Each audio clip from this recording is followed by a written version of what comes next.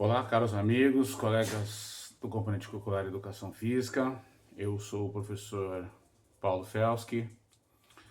Estou como professor coordenador do núcleo pedagógico na diretoria de ensino Campinas Oeste, acompanhando o componente curricular Educação Física. E mais uma vez nós estamos aqui de forma remota, dentro do nosso ATPC, para contribuir com a formação e estudo dos nossos professores. No trabalho de hoje, nessa formação de hoje, eu trago a professora Viviane Marques, uma parceira, uma companheira nossa, já contribuiu muito para outras formações. A professora é mestranda, é pesquisadora e tem uma experiência bem grande nessa área do ensino híbrido, que é o tema que nós trabalharemos hoje. O ensino híbrido mais voltado também para algumas atividades, mais voltado para o componente educação física. Tinha preparado uma apresentação formal, mas a professora Vivi, como eu disse, é uma parceira, é uma amiga. Eu vou deixar logo em seguida a descrição do currículo da professora aí, para vocês darem uma olhada. E desejo a todos uma boa formação que realmente contribua para a vida, para o trabalho de cada um de vocês. Obrigado.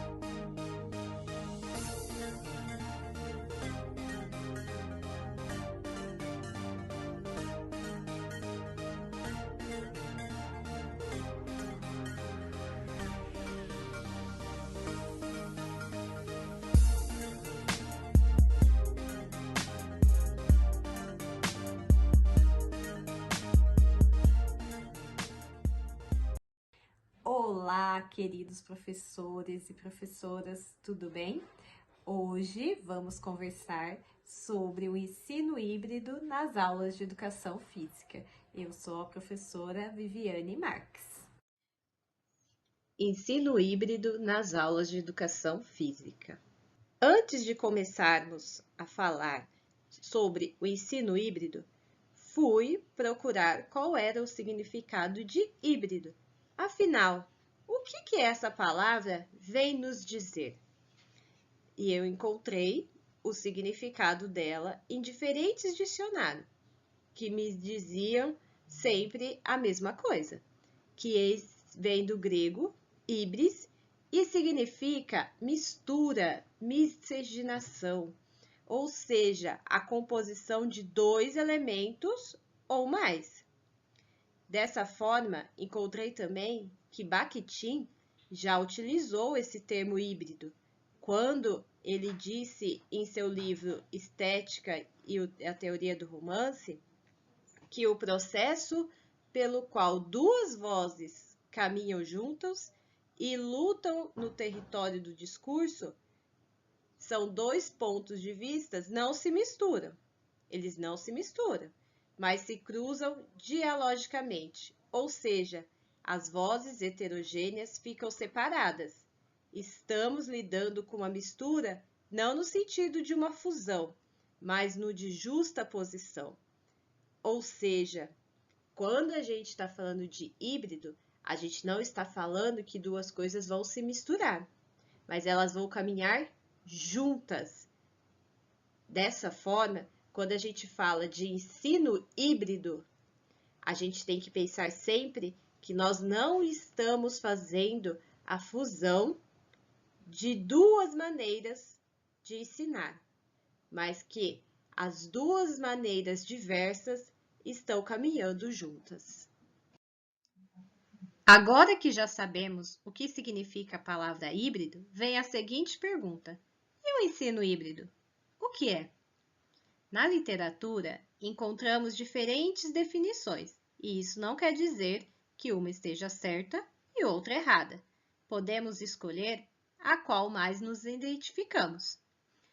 Dessa forma, a primeira aparição na literatura sobre o ensino híbrido ocorreu no ensino superior, onde algumas disciplinas eram ministradas online e outras presenciais. Porém, houve evolução nesses significados, para abarcar um conjunto muito mais rico de estratégias ou dimensões de aprendizagem. Ou seja, apareceu a importância do uso das tecnologias digitais que possibilitam a personalização do ensino. Ou seja, o ensino ocorre de acordo com cada estudante. Afinal, a aprendizagem é um processo contínuo, com múltiplas formas de aprender nos diferentes espaços. Não existe apenas uma forma de aprender. Existem múltiplas. No ensino híbrido, existem dois modelos de ensino: o ensino presencial e o ensino online. Mas isso não quer dizer que as propostas presenciais são iguais às propostas online. Isso não. As propostas de atividades presenciais são complementares ao ensino online. Ou seja, os objetivos a serem atingidos no presencial são diferentes do ensino online. Por isso, tanto os professores ou as professoras têm que modificar o jeito de ensinar, quanto os estudantes precisam modificarem o jeito de aprender. Afinal, os estudantes terão um ensino personalizado, para que cada um possa aprender de acordo com os seus interesses. Para essa apresentação, vou utilizar a definição de ensino híbrido segundo o Instituto Clayton Christensen, a qual o ensino híbrido ocorre através da personalização de acordo com a aprendizagem dos estudantes, utilizando o ensino online de acordo com o tempo, modo e ritmo de cada um.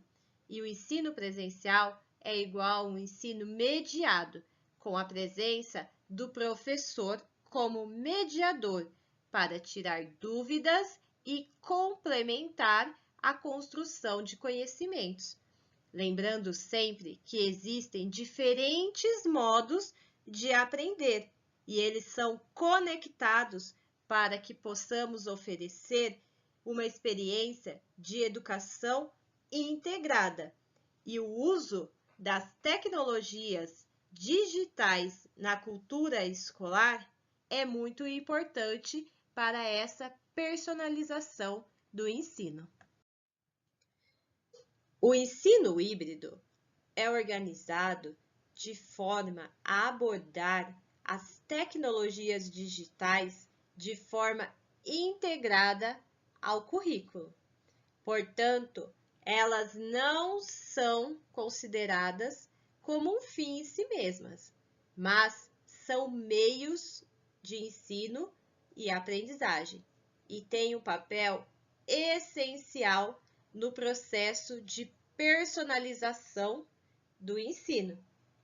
Afinal, o estudante informa como aprende melhor, para que os seus objetivos sejam organizados de forma ativa, juntamente com o professor, para que ele possa utilizar as tecnologias no ensino remoto de forma efetiva.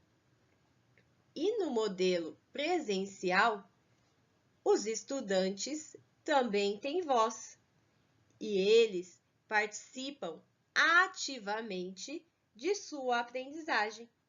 E os professores modificam a sua forma de ensinar de acordo com os estudantes, que pode ser por meio de estações, ou aula invertida, ou projetos. Ele pode utilizar diferentes metodologias para que assim a aprendizagem dos estudantes sejam personalizadas e eles participem ativamente desse processo. Eles podem escolher a forma de aprender. Assim, o ensino remoto caminha conjuntamente com o ensino presencial. Como essas duas engrenagens trabalham juntas, esses dois modelos de ensino também trabalham juntos para que o estudante tenha uma aprendizagem efetiva, integral e personalizada. Apresento aqui as propostas de ensino híbrido.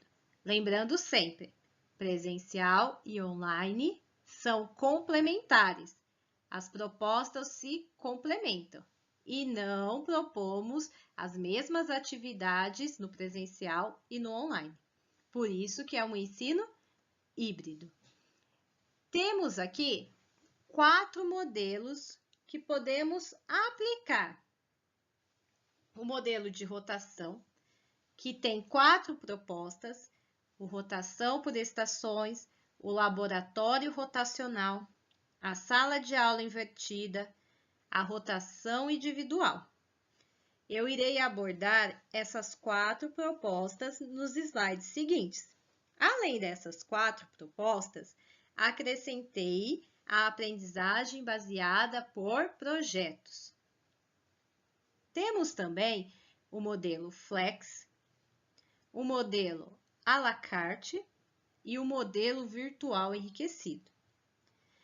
Tenho que lembrá-los que não é obrigatório aplicar todos esses modelos. Ou seja, a metodologia que você irá utilizar pode abranger mais do que um modelo ou metodologia e também pode ser a que mais está de acordo com a aprendizagem dos seus estudantes. Se os seus estudantes aprendem melhor através do desenvolvimento de um projeto, você vai utilizar a metodologia da aprendizagem baseada por projetos. Porém, vocês podem utilizar 2 ou mais. Se eles conseguem aprender pela sala de aula invertida e pela metodologia baseadas em projeto, vocês podem utilizar as 2. Ou, se não, eu posso utilizar a sala de aula invertida e a rotação por estações. Isso vai depender da sua estratégia de ensino e também do interesse dos estudantes. Como, por exemplo, numa aula de educação física, posso pedir para que eles busquem conhecimentos sobre um tema, sobre um esporte, em casa. E na próxima aula, eles podem vir e fazer a rotação por estações, onde eles irão discutir sobre esse esporte, onde eles irão escrever as regras, escrever sobre esse esporte. E assim, a gente vai estar utilizando mais do que uma metodologia. Então, essas são propostas e não que são obrigatórias a ser utilizadas no ensino híbrido.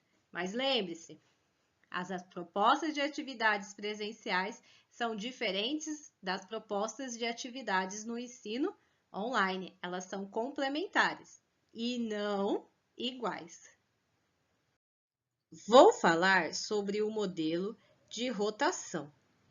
Quando falamos essa palavra ou ouvimos, já vem em nossa cabeça rotação, passar por diferentes lugares em forma de revezamento.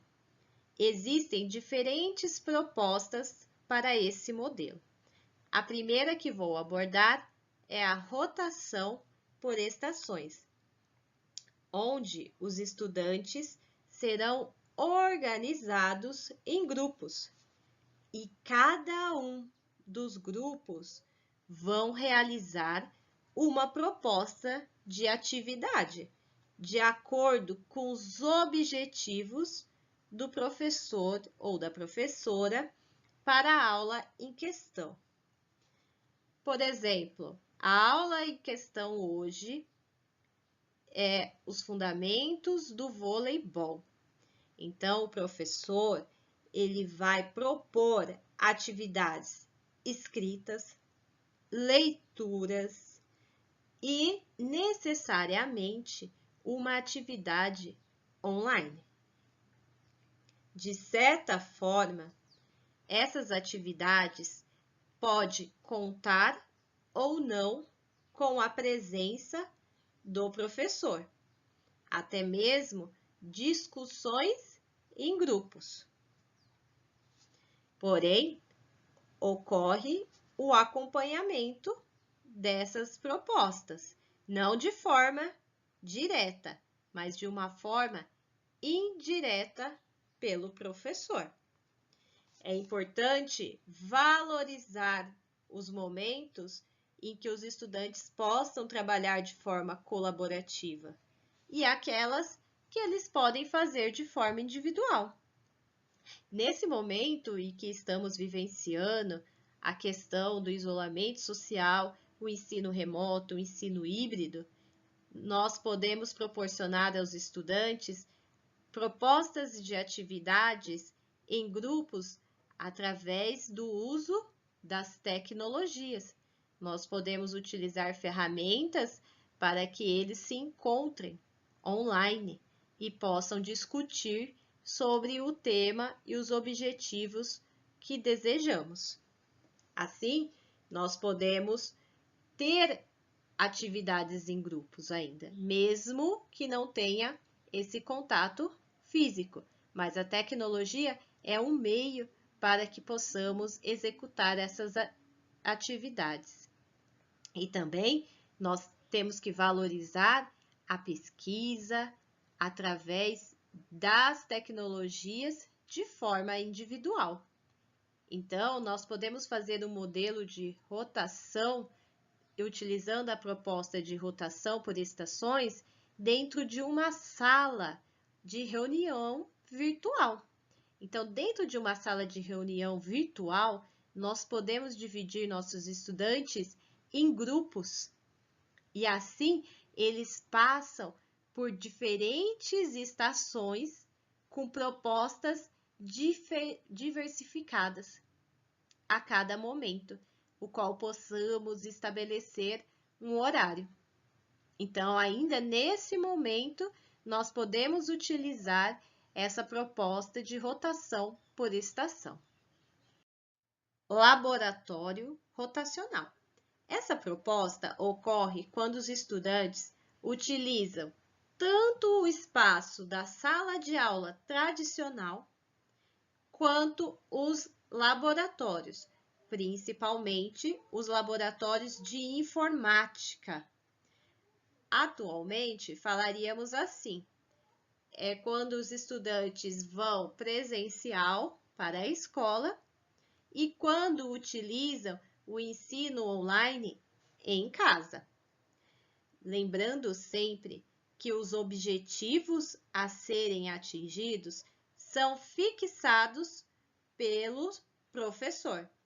Porém, os objetivos propostos no ensino presencial são diferentes dos objetivos propostos para o ensino online.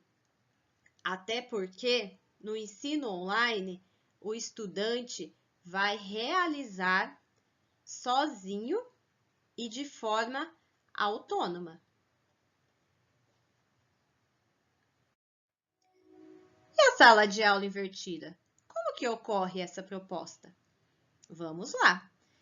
Em casa é utilizado o ensino online, onde os estudantes irão estudar a teoria.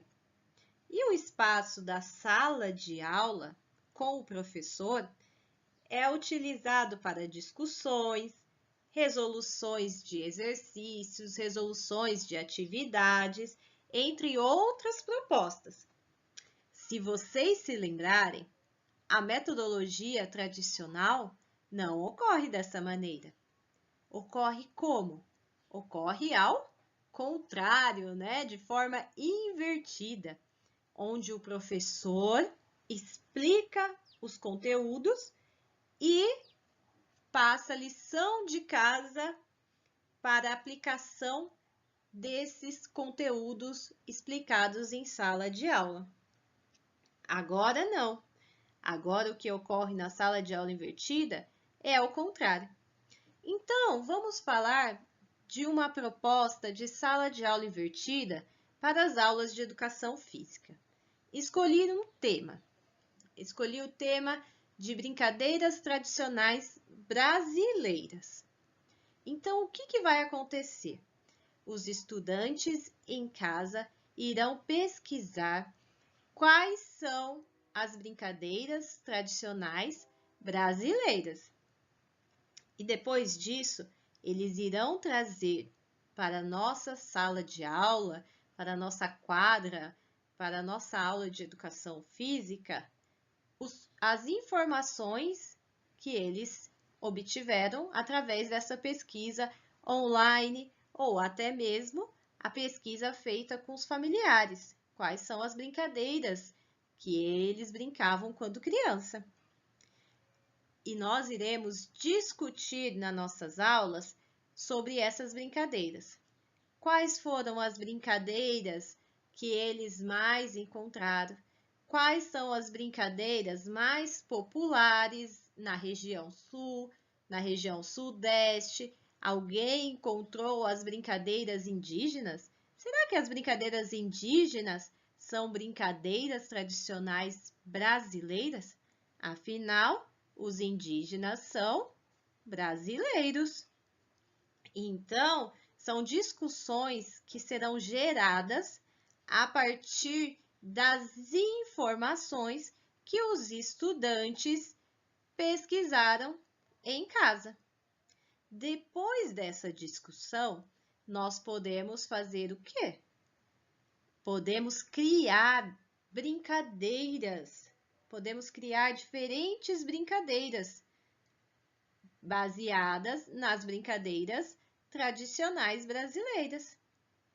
Além disso, nós podemos aplicar essas brincadeiras.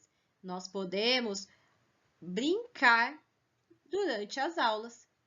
Dessa forma, nós economizaríamos tempo, pois ao invés de ficarmos explicando quais são as brincadeiras, de onde elas vieram, como foram criadas, os estudantes já saberão. Então, teremos mais tempo para a criação, teremos mais tempo para a aplicação dessas brincadeiras. Antes de prosseguir nos diferentes modelos e propostas para o ensino híbrido, gostaria de destacar a taxonomia de Bloom. Como utilizá-la na era digital e no ensino híbrido? Quais verbos nós podemos utilizar no ensino online e quais podemos utilizar no ensino presencial? Afinal, esta pirâmide é formada por 6 verbos e ela vai se achatando, né? Então, eu vou começar aqui embaixo, no verbo recordar. Esse verbo, nós podemos utilizá-lo tanto no ensino online quanto no ensino presencial. Porém, há uma grande predominância no ensino online. Afinal, pesquisar na internet, conhecer os conteúdos, aprender a localizar um site, aprender a localizar-se, nós podemos utilizar no ensino online, através da utilização desses recursos. E o compreender? Compreender também nós podemos utilizar tanto no ensino online quanto no ensino presencial. Porém, e resumir, parafrasear, nós podemos utilizar mais no ensino online. Afinal, eu vou fazer uma pesquisa avançada sobre um tema, eu vou fazer anotações, e eu posso até mesmo discutir sobre esse tema em diferentes lugares na internet. Pode ser em um blog, pode ser em grupos nas redes sociais. Isso também é possível no ensino online. Aplicar. Aplicar já é um verbo onde nós podemos pensar no ensino presencial. Afinal, por exemplo, na aula de educação física, quando nós jogamos, quando nós compartilhamos conhecimento, isso nós vamos aplicar. Então, nós iremos aplicar no ensino presencial. Mas também a gente pode aplicar no ensino online. Se for um jogo digital, a gente pode aplicar no ensino online, não é verdade? Mas a predominância é no ensino presencial. Analisar. Analisar também pode ser uma predominância no ensino online. Afinal, eu vou analisar os dados que eu pesquisei. Então, eu vou fazer isso no ensino online. Mas se eu quiser comparar a minha pesquisa com a de um colega, eu posso utilizar o ensino presencial. Então, esse também é um verbo que é predominantemente online, porém, eu também posso utilizar no presencial. Avaliar. Avaliar, esse também é um verbo utilizado preferencialmente no ensino presencial, mas também no ensino online, porque eu posso comentar num blog, eu posso moderar uma conversa, posso postar, posso colaborar. Então, eu vou formular hipóteses, eu vou experimentar, eu vou julgar. Mas se for uma atividade, um jogo físico, eu vou avaliar como os meus estudantes, meus colegas, conseguiram executar esse jogo. Na realidade, nem foi como eles conseguiram realizar esse jogo, mas será como eles receberam esse novo jogo em que eu criei. Eu cheguei na ponta da pirâmide. O verbo criar.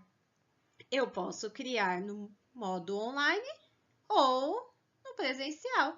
Afinal, eu tenho que planejar, desenhar, construir, elaborar, transformar, imaginar, produzir e projetar.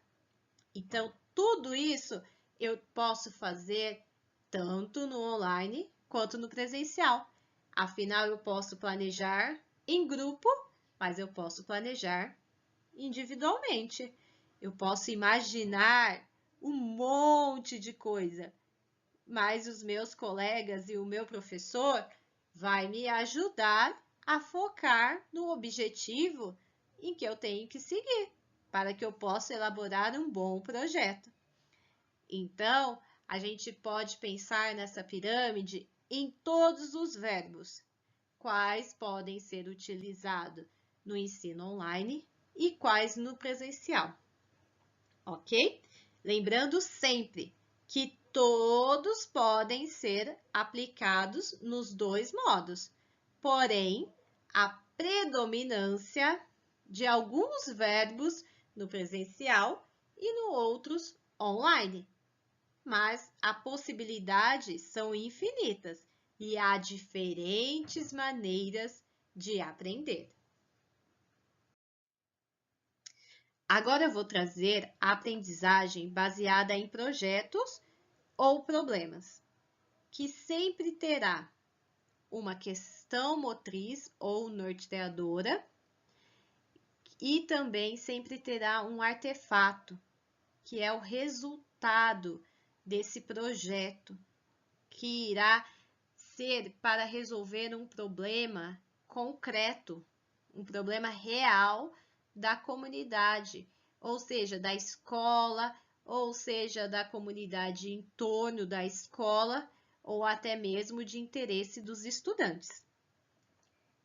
Assim, essa metodologia apresenta questionamentos abertos, onde os estudantes serão questionados sobre diferentes temas e irá incentivar a exploração, para que essa exploração leve à construção de um artefato que irá resolver esse problema.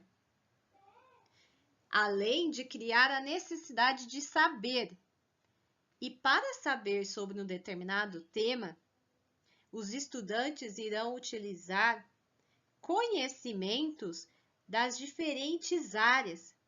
Então, se é um tema de educação física, ele irá utilizar conhecimentos da área de matemática, português, ciências, artes, entre outras, para que assim ele tenha a viabilidade de escolher qual o melhor artefato para a resolução desse problema.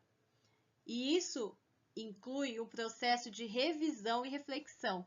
Então, ele vai buscar conhecimentos, ele vai mobilizar os conhecimentos adquiridos para que ele possa apresentar uma proposta relevante e contextualizada no meio em que está sendo desenvolvido.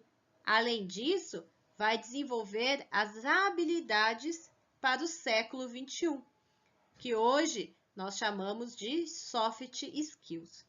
Então, se eu tenho uma questão motriz da área de educação física, por exemplo, como criar um jogo digital para o futebol.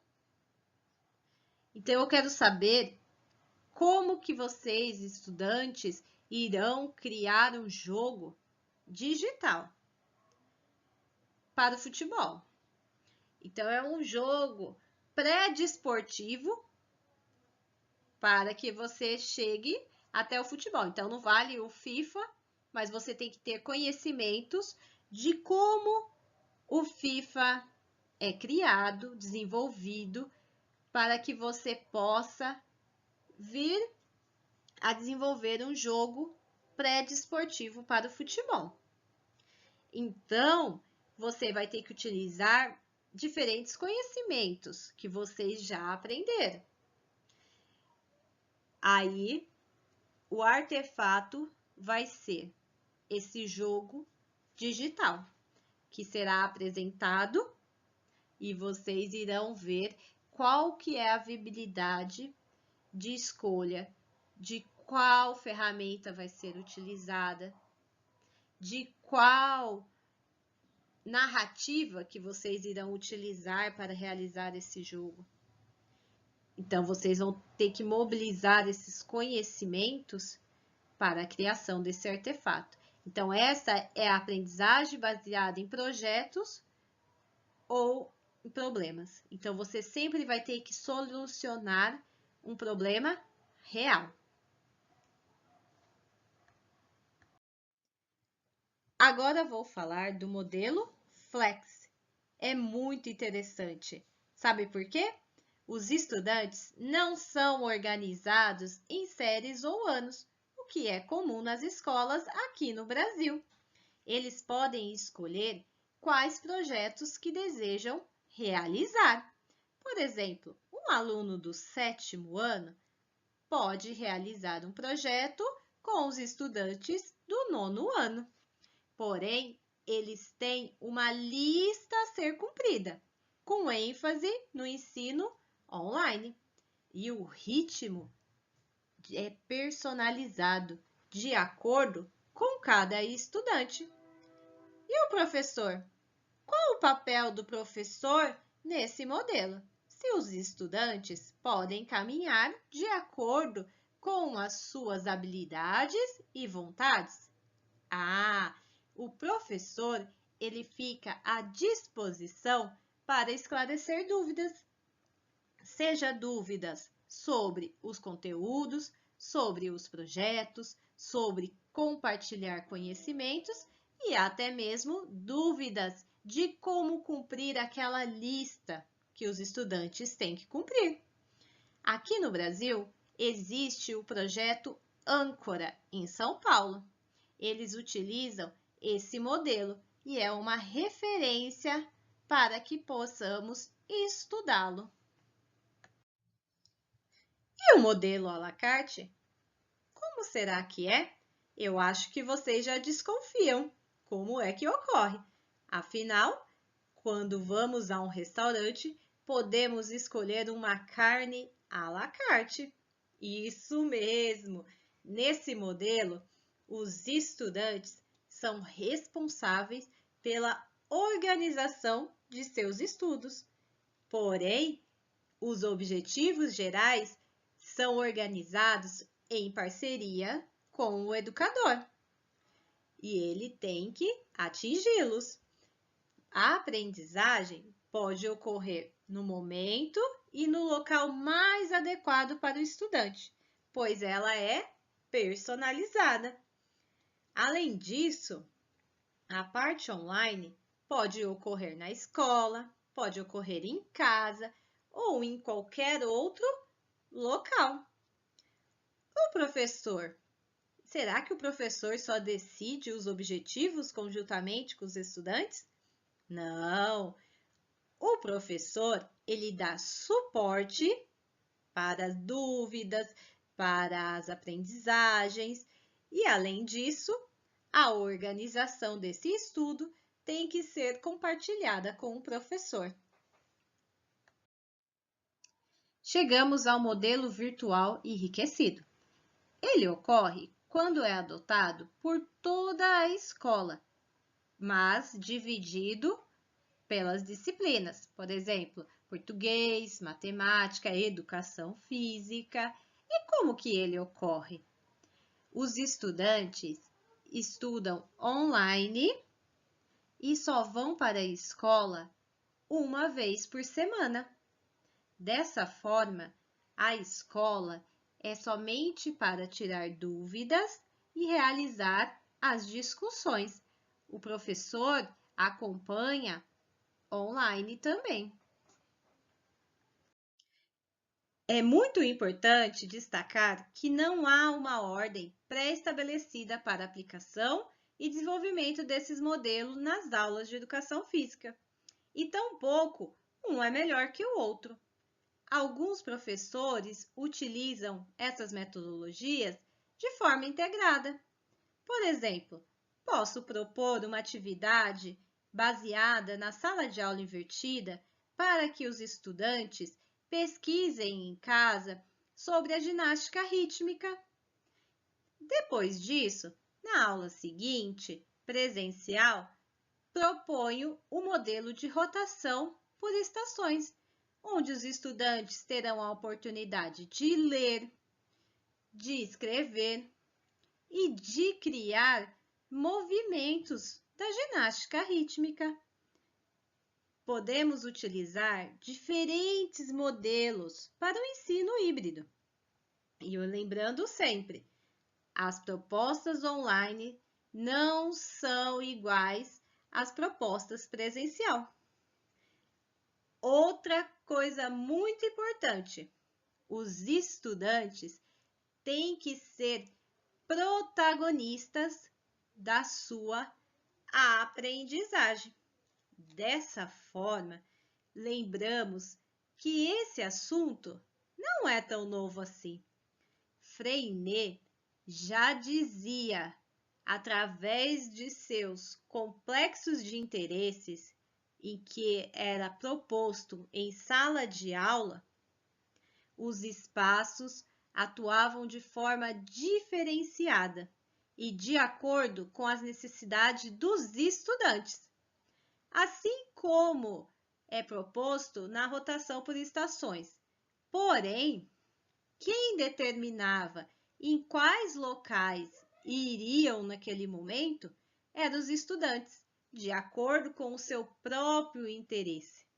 Então, o estudante é sempre o centro do ensino e da aprendizagem. Devemos sempre pensar nos estudantes e personalizar o ensino para cada um, de acordo com sua etapa de desenvolvimento e seus interesses.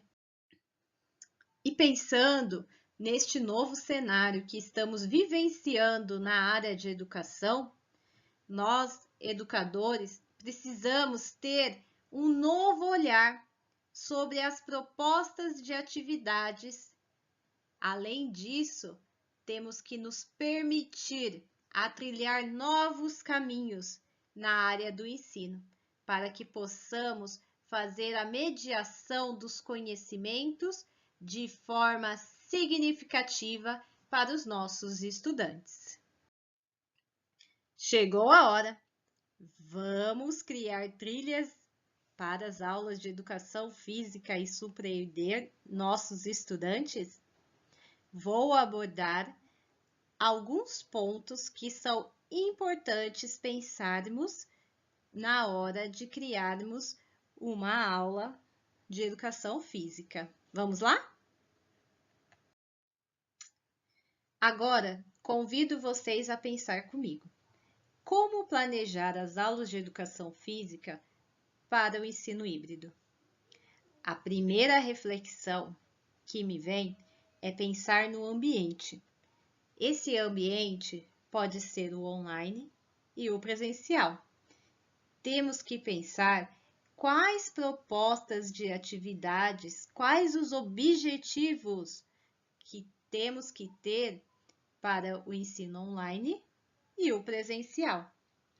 Dessa forma, o ambiente é muito importante. Sabe por quê? Somos influenciados pelos espaços que habitamos. E hoje, habitamos o espaço online e o espaço presencial. Dessa forma, temos que preparar um espaço virtual com muita atenção e um espaço presencial também. Sabe por quê? Esses espaços são essenciais para a memória afetiva, para o processo construtivo, para a influência do meio, para o desenvolvimento da autonomia e para a construção de relações, e até mesmo para o próprio corpo, para o próprio brincar dos nossos estudantes, e principalmente nas aulas de educação física. Dessa forma, não é simplesmente fazermos uma proposta online. Precisamos preparar o ambiente virtual para que essa proposta seja significativa e gere memórias e aprendizagem para os estudantes. Dessa forma, vou contar para vocês algumas perguntas que eu faço quando planejo um ambiente, seja ele online ou presencial para os estudantes. E a primeira pergunta vem: qual o papel e a ação dos professores nesse contexto? Qual que é o nosso papel no contexto online? Qual que é o nosso papel no contexto presencial? Será que no contexto online nós somos mediadores? Será que nós somos orientadores? E no presencial? O que nós somos? Temos que pensar sobre isso. Outra questão: como as crianças se relacionam com os espaços em que elas habitam? Como que elas vão relacionar-se com os espaços das minhas propostas online? E das minhas presenciais? Como que os estudantes se relacionam? Outra questão: como os espaços, seja ele virtual ou presencial, oferecem oportunidades de crescimento acerca do imaginário, da imaginação espacial dos estudantes. Temos que pensar muito sobre isso. E como nós, professores, compreendemos a importância desse espaço? Qual é a importância do espaço virtual? Qual que é a importância do espaço presencial no desenvolvimento dos estudantes? Temos que pensar, principalmente no espaço virtual, que é o qual nossos estudantes e nós estamos ocupando preferencialmente nessa etapa e que estamos vivendo. Que tipo de intervenção pedagógica é promovida no espaço escolar? Que tipo de intervenção? Qual é a nossa intervenção nesse espaço? Nesse espaço de aprendizagem, seja ele online ou presencial? Porque o espaço escolar hoje não é somente o prédio escolar, mas também as redes, o virtual. Os espaços favorecem a construção de relações? Criança com criança, criança com adulto, crianças, jovens, adolescente com os materiais. E as crianças com esses espaços? Esses estudantes com esses espaços? Todas essas questões precisam estar dentro do nosso planejamento desse ambiente que iremos proporcionar para os nossos estudantes. Depois que proporcionamos esse ambiente, que já pensamos nesse ambiente, precisamos pensar o interesse dos estudantes de acordo com o tema. Quais são os interesses que esses estudantes têm com esse tema? Se é sobre dança, se é sobre luta, sobre esportes, vamos pensar. E como meus estudantes aprendem? Como será que esses nossos estudantes aprendem? Os meus podem aprender diferente de vocês. Outra coisa, na minha sala, pode ter estudantes que aprendem de maneiras diferentes. Uns aprendem mais lendo, outros aprendem mais ouvindo, outros aprendem vendo, outros aprendem colocando a mão na massa. Então, temos que pensar como será essa proposta para abordar os diferentes estilos de aprendizagem dos estudantes. Outra questão, vamos para a próxima. Tecnologias digitais ou recursos físicos. Quais os recursos digitais ou quais os recursos físicos que eu vou utilizar na minha proposta? Eu preciso utilizar só um? Não, eu posso utilizar vários. Como nós vimos no ensino híbrido, eu posso utilizar as ferramentas tecnológicas e também eu posso utilizar recursos físicos, não é? A gente pode utilizar vários recursos e dentro dessas tecnologias digitais, nós temos inúmeras ferramentas que podemos utilizar em nossas propostas, para que elas possam ser enriquecidas de ambientes de aprendizagem que nossos estudantes possam navegar em diferentes plataformas. Compartilhar. Como vai ser compartilhado esse conhecimento? Como os nossos estudantes vão compartilhar o que aprenderam? Como nós vamos compartilhar as nossas experiências? É muito importante compartilhar, porque dentro desse compartilhamento nós aprendemos. Vivenciar. Vivenciar, colocar a mão na massa, fazer projetos, criar, praticar. Como que nós vamos fazer com que nossos estudantes vivenciem diferentes atividades, diferentes propostas?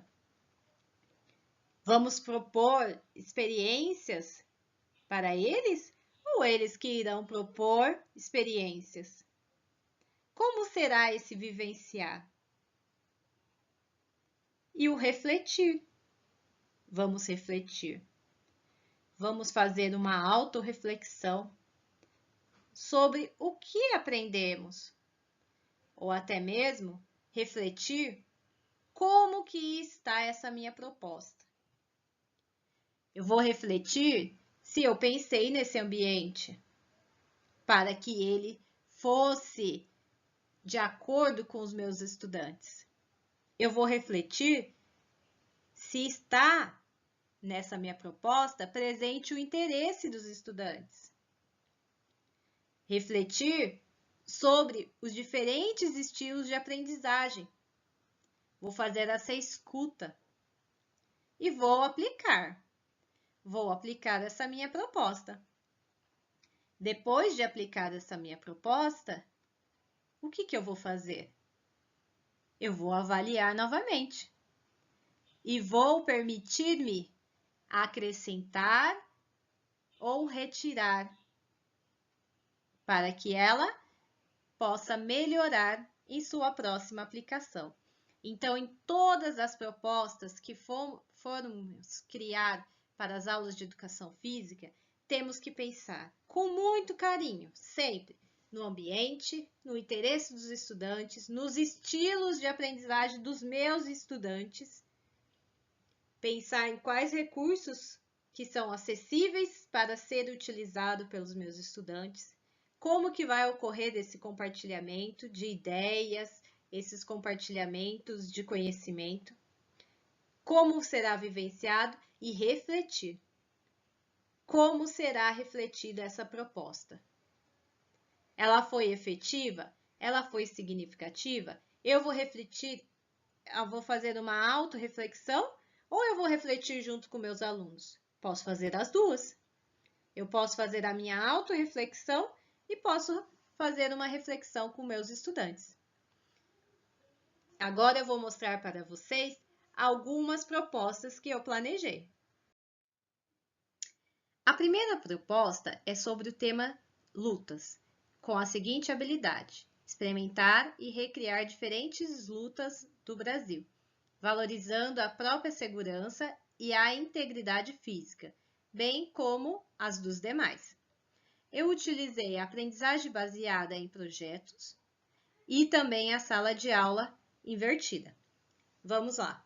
A questão norteadora é a seguinte: como podemos recriar uma luta sem o contato físico para que possamos praticar em nossas aulas?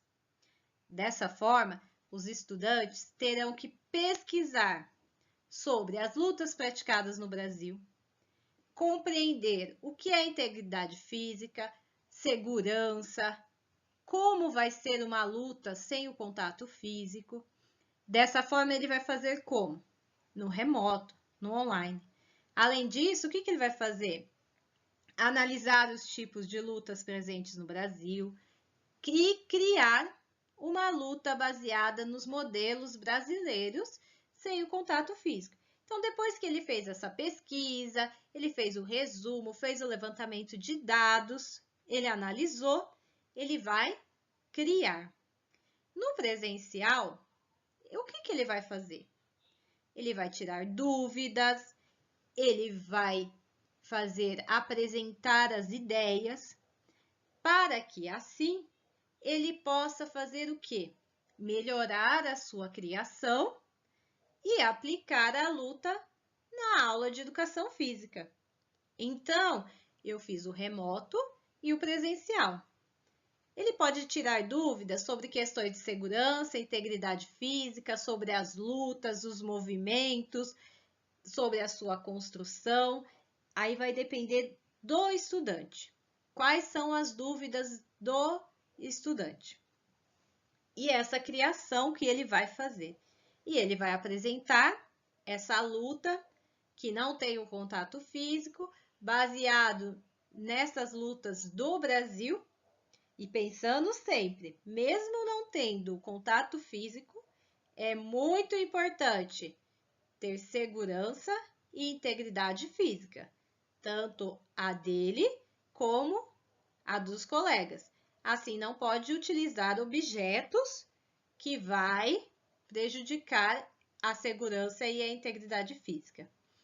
Então, eu utilizei o projeto, que é a questão norteadora, a questão da criação de um problema real, pois atualmente não podemos ter o contato físico, temos que fazer o distanciamento social e assim eles vão criar. E a sala de aula invertida é a questão que vai fazer no online e no presencial. Dessa forma, conseguimos criar, pensando sempre no ambiente.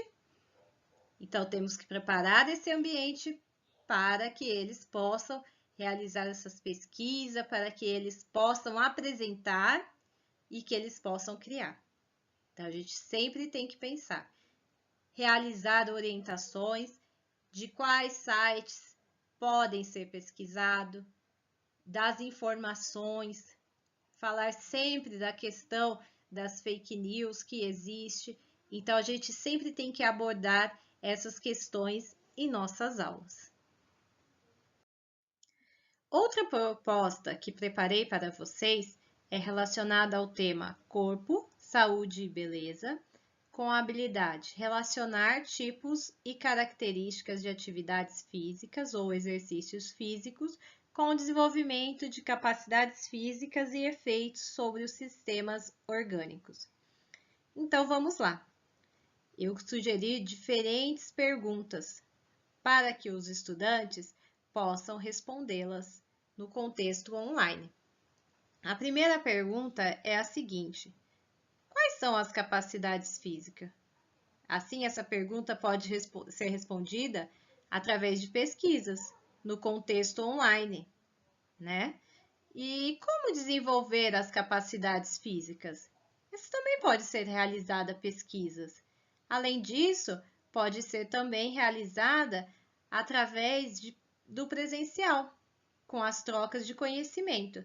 Então, eu pesquisei, eu sei o que são as capacidades físicas, pesquisei como desenvolvê-las e agora eu vou trocar com os meus colegas como que eu posso desenvolvê-las. Assim, eu posso unir tanto o contexto online quanto o presencial. Lembrando sempre que, como estamos no contexto remoto, nós também podemos fazer essa troca através de grupos, tanto de uma forma síncrona como assíncrona. Quais os efeitos fisiológicos do treinamento físico? O que esse treinamento físico traz de benefício para o meu organismo? Será que são só benefícios ou não? Quando que é benefício? Quando que não? Essa pergunta também pode ser respondida através de pesquisas no contexto online.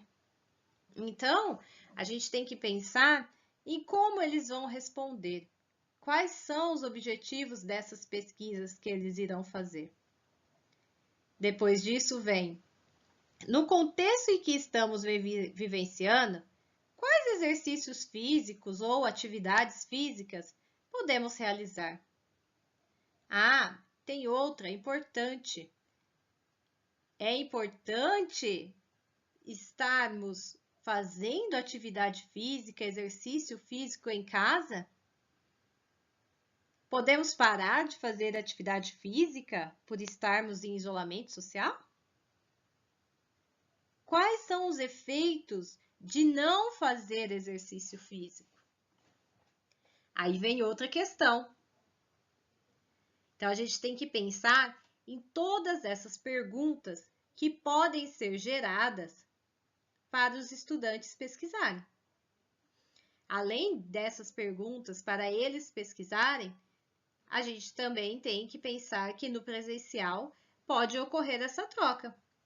Por exemplo, um grupo pesquisou sobre os benefícios da atividade física, do treinamento físico, e um outro grupo pesquisou sobre os malefícios desses treinamentos em excesso. Ou até mesmo pesquisaram sobre os efeitos fisiológicos do não treinamento físico. Quais são os efeitos fisiológicos de não fazermos atividades físicas? Quais doenças eu posso adquirir se eu não praticar atividade física? Então, todas essas questões são norteadoras para as pesquisas, que são realizadas num contexto online, de preferência remota, e também através das trocas de conhecimento, desse compartilhamento. Assim, eles podem refletir para criarem. Então, agora eles vão criar e apresentar um modelo de treinamento físico ou atividade física para esse contexto do isolamento social. Quais são os treinamentos físicos? Quais são as atividades físicas que podemos realizar durante esse contexto do isolamento social? Outra coisa. Quais são as atividades físicas, os treinamentos físicos que os adolescentes podem realizar? Né? Então, essa criação desse modelo de treinamento físico, dessa atividade física para ser feita em casa, vai ser através de criações online e presencial, porque eles vão aplicar e vão avaliar como é que foi essa aplicação, como é que foi esse treinamento. E se não ficou bom, eles podem refazer, pensando e refletindo como melhorar esse treinamento, essa atividade física, pensando sempre em melhorar. Então, essas propostas que a gente utiliza, tanto o contexto online quanto presencial, a gente tem que pensar quais as propostas para o ensino online e quais as propostas para o ensino presencial, ok? E até mesmo a gente precisa pensar quando nós estamos fazendo a proposta para o ensino online síncrono e assíncrono, ok? Então, quando eu estou fazendo a proposta de um ensino, de uma aula virtual, pelo Meet, pelo Zoom, a gente tem que pensar em uma proposta que é diferente da dos nossos alunos estarem realizando sozinhos, individualmente, de forma autônoma. E agora vou apresentar uma proposta sobre os jogos digitais. É uma proposta interativa, onde eu apresento essa imagem com links para que as crianças possam acessá-los e desenvolver a proposta dessa semana. Então, para começar, clique no Start. Quando clicar no Start, eles serão direcionados para um vídeo onde irá contar a história dos jogos digitais. Então, nesse vídeo, eles já vão estar fazendo a pesquisa sobre o que é jogos digitais, como que surgiram, e aí eles já vão ter esse conhecimento. Após eles pesquisarem mais sobre os jogos digitais, ter esse start, que é o começo dessa pesquisa, eles já vão descobrir e se apropriar do significado. Chegou a segunda etapa. Essa segunda etapa já é a etapa de criar e aprender, porque eles irão aprender a mexer em uma nova ferramenta digital, que é o Scratch, e eles irão desenvolver um jogo. Então, eles clicando na lupa, eles serão direcionados para o site do Scratch. Lá no site, no próprio site, tem exemplos de jogos e também tem tutoriais de como desenvolver jogos. Dessa forma, eles já vão estar aprendendo a utilizar essa nova ferramenta. Nós podemos destacar alguns temas, ou se não, deixar livre para que eles escolham o tema de acordo com a sua preferência, ou seja, de acordo com o seu interesse. Depois que ele desenvolveu, ele aprendeu sobre uma nova ferramenta, ele conseguiu criar um jogo e ele publicou esse jogo, ele vai compartilhar. Nós podemos abrir um arquivo onde ele vai compartilhar o link. Então, ali é onde está escrito, compartilhe o seu jogo, share. Ele clicar nessa mãozinha, ele vai ser direcionado para um arquivo compartilhado, onde ele vai divulgar o link do seu jogo com o seu nome. Então, ele coloca o seu nome e coloca o link, ou se não, ele coloca uma foto do jogo e coloca o link, para que assim todos possam experimentar os jogos dos colegas e terão essas experiências. E também eles vão compartilhar conhecimentos, pois alguns conseguiram colocar algumas ferramentas, algumas jogadas diferentes do que o outro.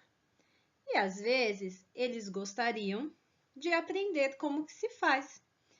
Então, esse é o momento de que, por exemplo, se colocarmos no Google Sala de Aula, nós teremos uma ótima ferramenta, pois o design do Google Sala de Aula é como se fosse uma rede social.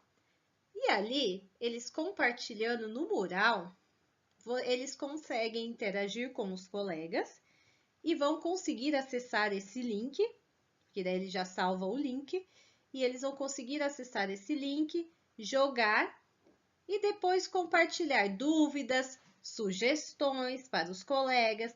Olha, poderia melhorar isso nesse jogo, poderia ter essa função, poderia ter outra fase. Então, eles vão construindo novos jogos. Até mesmo depois desse compartilhamento da criação dos jogos individuais, poderão criar jogos em duplas, em grupos. Então, essa é uma atividade onde nós podemos trabalhar também no modo remoto, no online, onde eles assistem o vídeo, eles obtêm conhecimentos. No presencial, eles tiram dúvidas, eles compartilham os conhecimentos. Então, por exemplo, estão aprendendo sobre o Scratch. Eles aprendem no online, mas na escola é onde o professor vai estar ali para auxiliá-los, para tirar as dúvidas, para mostrar novas funções da ferramenta. E não somente o professor, mas também os colegas. Então, é a hora de compartilhar os conhecimentos sobre o Scratch no presencial. E depois disso, eles compartilham também o jogo online. Então, nós temos o ensino online e o ensino presencial dentro dessa proposta. E pensando sempre no ambiente, pensando sempre no protagonismo dos estudantes. Eles têm o centro de interesses deles e o estilo de aprendizagem de cada um. Se um estudante aprende através de vídeos com mais facilidade, vamos indicar vídeos, vamos fazer vídeos para que eles possam desenvolver uma aprendizagem melhor. O meu estudante consegue desenvolver mais quando ele escuta e não só quando ele vê as imagens. Então, vamos começar a fazer podcast. Então, são interações que nós iremos analisar de acordo com a escuta atenta dos estudantes. Eu deixo aqui uma frase para vocês refletirem. Eu vou lê-la. Ensinar é desafiador, mas se for pensado no protagonismo do estudante, é possível promover aulas dinâmicas, enriquecida com diferentes recursos de acordo com o interesse deles, para que assim não sejam apenas passivos, observadores e distantes, e sim ativo, questionadores e participantes na construção de seus conhecimentos.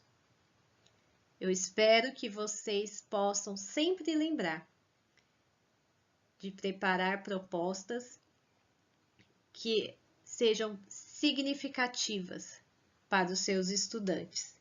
Além disso, propostas que causem memórias afetivas a eles.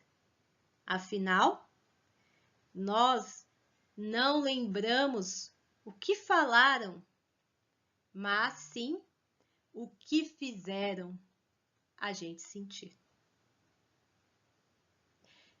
Um abraço para todos vocês. Muito obrigada e estou à disposição para compartilharmos conhecimentos. Muito bem, eu espero que este momento, que esse tema da educação híbrida, do ensino híbrido, tenha sido de valia, de utilidade para muitos de vocês.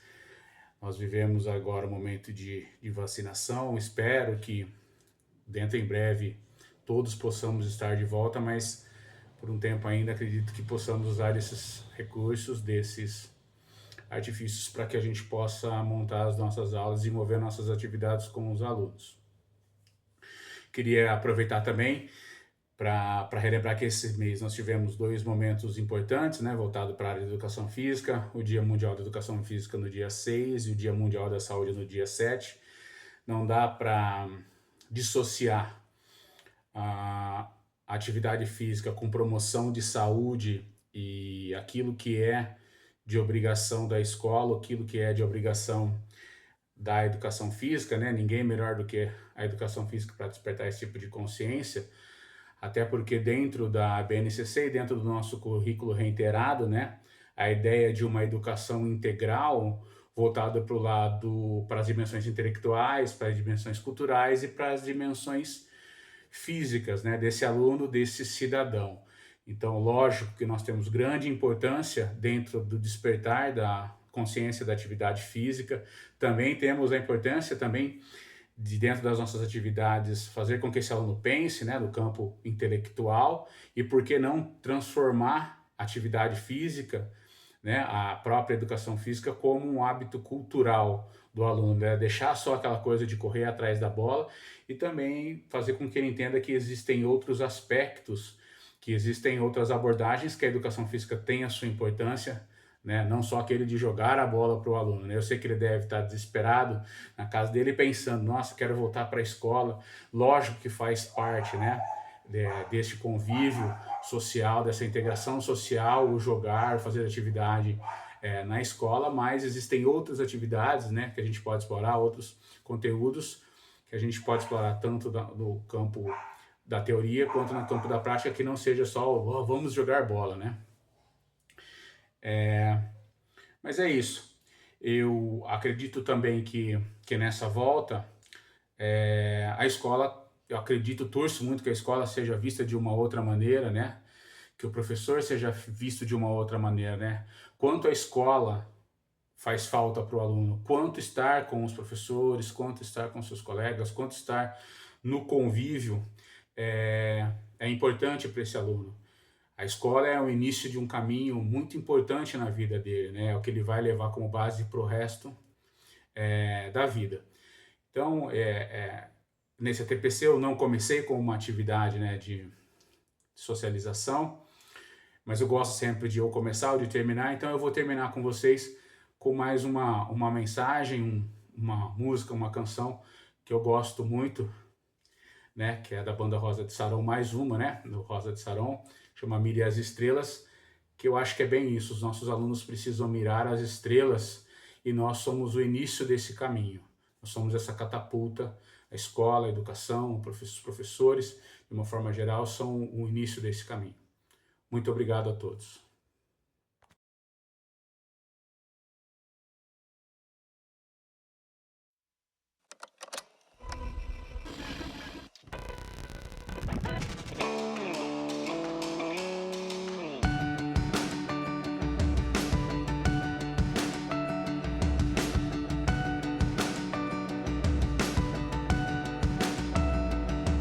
Eu sei que às vezes dá vontade de parar, mas se você desistir, quem vai lutar por você? Tanta luta pra chegar até aqui, tanta história pra agora desistir. Caso aconteça, deixe o cansaço pra trás e nunca se esqueça, por aqui não há